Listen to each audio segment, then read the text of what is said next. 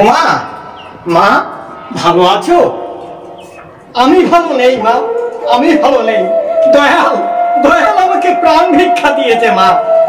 এই আমফান ঝড়ে পুড়ে ঝুপড়ি একটা টালির ঘর, তাতে বড় এক শিরিষ গাছের ডাল ভেঙে পড়ে ঘরটা চুরমার। ডালমের মতো এক লম্বু গাছ ভেঙে পড়ে গোয়াল ঘরটা শেষ, গরুটা শেষ, দুধে গাইটা শেষ, ছাগলটা শেষ। তাই কি করি এখন মা? তাই আবার আবার ওই বাঁশবাখারি জোগাড় করে খাড়া করে আমি ওই দুধে বাছুরটা নিয়ে কোনো রকমে কেটে কেটে দিন যাচ্ছে মা, কোনো রকমে কেটে কেটে দিন যাচ্ছে।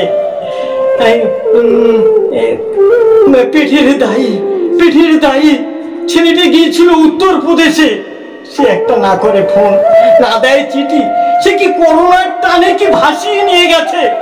না না, ছোট লোক বলে বড় লোকরা তাকে মেরে ফেলে দিয়েছে। এদিকে এসো বাবা, এদিকে এসো। এতটা ভেঙে পড়লে চলবে না। জীবন জয়ের জন্য, পরাজয়ের জন্য নয়। তোমার লড়াইয়ের পাশে আমি আছি, শক্ত হও। তুমি সুখে থাকো মা, সুখে থাকো মা। নমস্কার মা গো, আমাদের না খুব কষ্ট। আমফান ঝড়ে ঘর ভেঙে চুরে মাটিতে মিশে গেছে।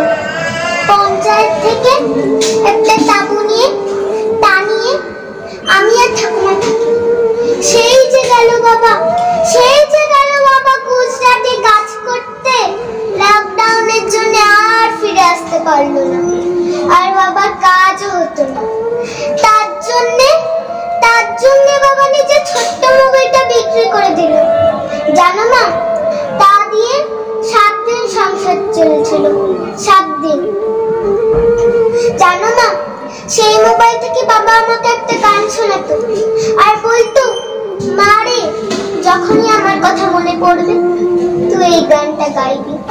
মেঘের কোলে রোদ এসেছে, তুই গাছে টুটি। আজ আমাদের ছুটি ও ভাই, আজ আমাদের ছুটি। মা, তাহলে কি বাবা আমাকে চিরকালের জন্য ছুটি দিয়ে গেল? বাবাকে চিরকালের জন্য ছুটি দিয়ে চলে গেল? বাবাকে আকাশের তারা হয়ে চলে গেল? বাবাকে আকাশের তারা হয়ে চলে গেল? কেঁদো না মা, আসো আমার বুকে এসো। তোমার বাবা কখনোই আকাশের তারা হয়ে যায়নি, আমি চাঁদ হয়ে ফিরিয়ে আনবই। আমার উপরে ভরসা রাখো, আমার উপরে ভরসা রাখো।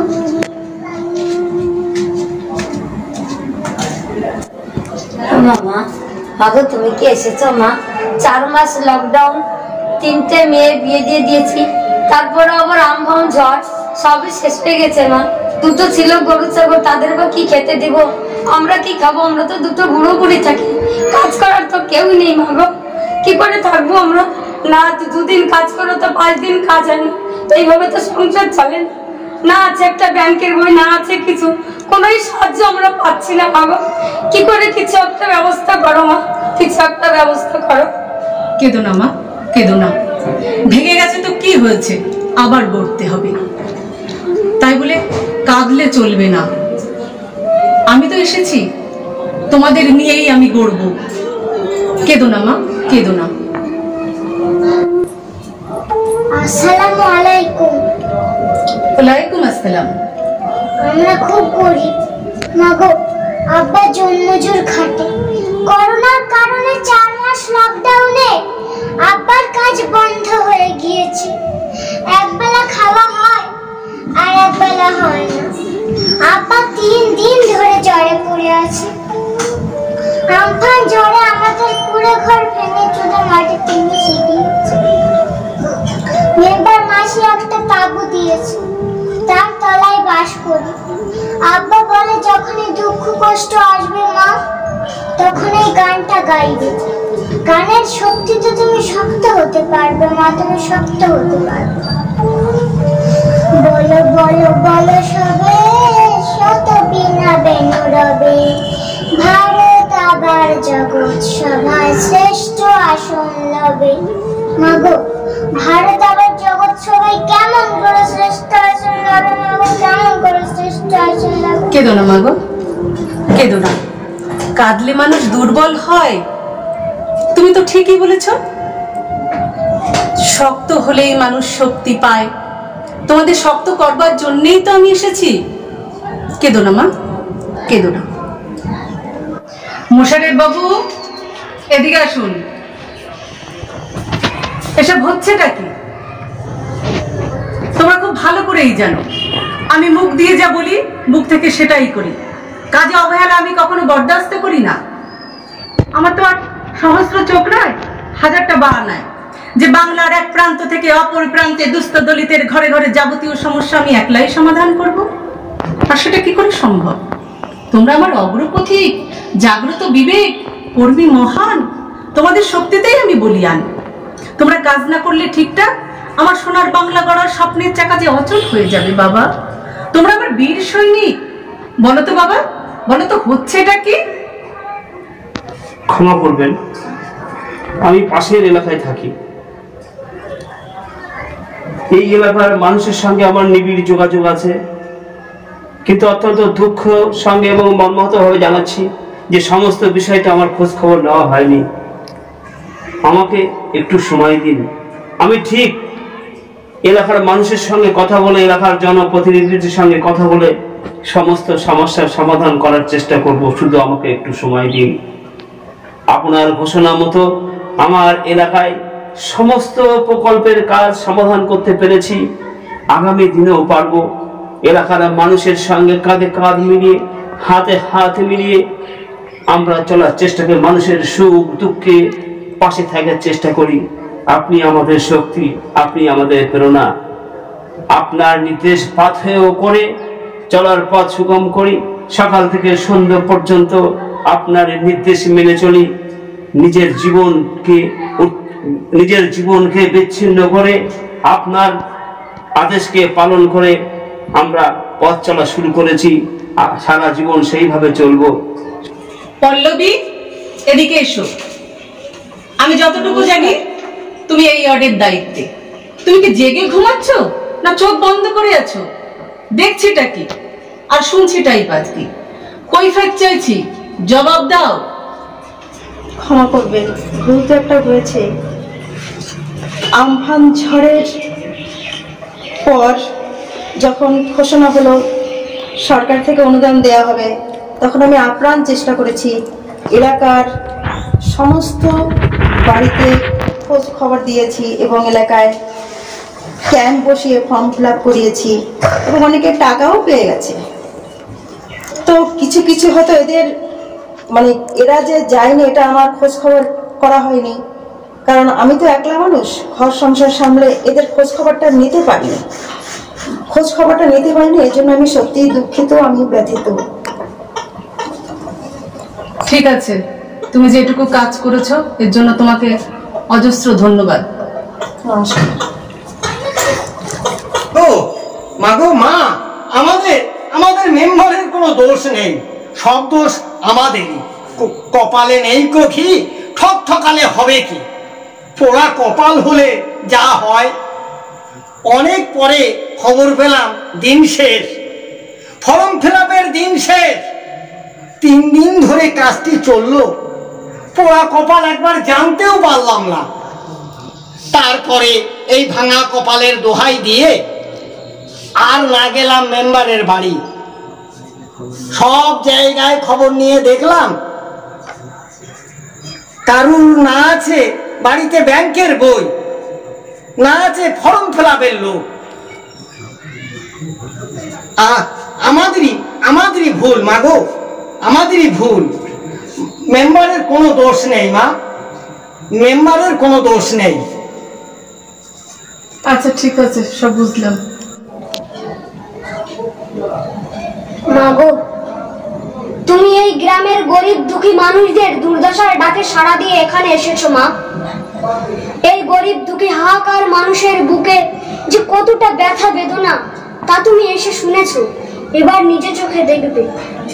এদের ঘরে ভাত নেই, একবেলা খাওয়া হয় তো দুবেলা খাওয়া হয় না। বিশ্ব মহামারী করোনার কারণে 4 মাস লকডাউনে এদের ভোগান্তির শেষ নেই। তার উপর আমফান ঝড়ে বুকের পাঁজর ভেঙে গেছে। আমি এই গ্রামের মানুষ হওয়ায় এদের ব্যথা যন্ত্রণার কথা অনেকটা বুঝেছি মা, অনেকটা বুঝেছি। সবার কষ্ট আমার বুকে নিয়ে ওদের হয়ে তোমার কাছে আমার একান্ত প্রার্থনা। আমার এই ক্ষুদ্র প্রার্থনা তুমি মঞ্জুর করো মা, মঞ্জুর করো। মা গো মা মমতা, ও গো মা দয়াবতী, করুণা একটা গতি, মানুষ হয়ে মানুষের সদগতি। লকডাউনের ভয়াবহ দুর্দিনে পরিযায়ী শ্রমিক মেহনতি মানুষ গরিব গুরব মরছে অন্ন বিনে। নিসর্গ নিষ্ঠুর আমফান ঝড়ের ধ্বংস বিপর্যয়ের নির্মম নিধনে মানুষের ঘর হয়েছে লোপাট, হয়েছে ধ্বংস ফসলের মাঠ। বড় সমাধান আছে নিশ্চয় তোমার সংবিধানে।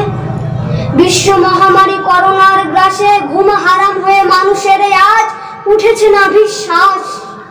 তুমি তো মা, আবাল বৃদ্ধ বনিতার মমতাময়ী মাতা। বাঙালির তথা ভারতবাসীর বুকে আছে বিশ্বাস। মজুর খাটলে মজদুর মেহনতি মানুষেরা তবে পায় মজুরি, কাজে না করলে কিচ্ছুটি পায় না। আর তোমার চাকরিজীবী সন্তান সব থাকলেও বসে ঘরে কুটোটি নানের লকডাউনে পেয়ে যায় 16 আনা। বলে করে বৈঠক করে দুমুটো অন্ন বাবুদের থেকে চেয়ে নিয়ে দাও না মাগো। মৃত প্রায় মানুষের মুখে ক্ষুধা পেটে দুটো দানা। যে নারী গর্ভে ধারণ না করে বুকে ধরে সন্তান, সেই মাঝে হয় জগৎ জননী, তার কাছে সন্তান সব সমান। মাগো তুমি যে মমতাময়ী মাতা।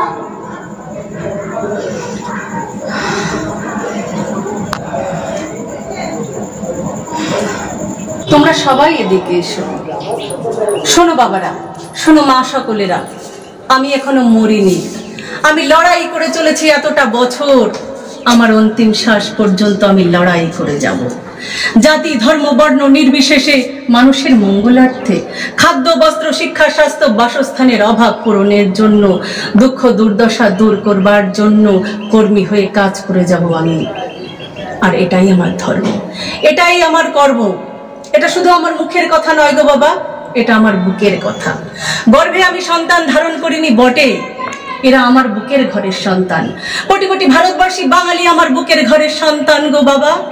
আমার সন্তানেরা অভাব অনাহারে দুর্বিষহ দুর্বিপাকে কাল কাটাবে, আর আমি মা হয়ে দাঁড়িয়ে দেখা মায়ের মতো শুধুই দেখব, কুট বুদ্ধি ভাঁজ করব, জাতি বিদ্বেষের দেয়াল তুলব। সে মা আমি নই গো বাবারা। মায়ের মুখোশ পরে মা সেজে ছলনা করা সেই বিষ বৃক্ষের বীজ আমার রক্তে নেই গো বাবা। আমার সমস্ত ক্ষমতা দিয়ে সর্বশক্তি দিয়ে জীবনের শেষ দিনটা পর্যন্ত উৎসর্গ করে যাব, মামাটি মানুষের হয়ে কাজ করে যাব। এ আমার দৃঢ় অঙ্গীকার। এসো বাবারা, এসো আমার বুকে এসো। সম্মানীয় দেশবাসী, বিশ্ববাসী, আমার সালাম প্রণাম ও শ্রদ্ধার্ঘ গ্রহণ করুন। আপনাদের কাছে শুধু এইটুকু নিবেদন, আমাদের চ্যানেলটিকে লাইক শেয়ার সাবস্ক্রাইব করে বেশি বেশি মানুষের কাছে পৌঁছে দিন। আর ভালো থাকুন, প্রার্থনা করি।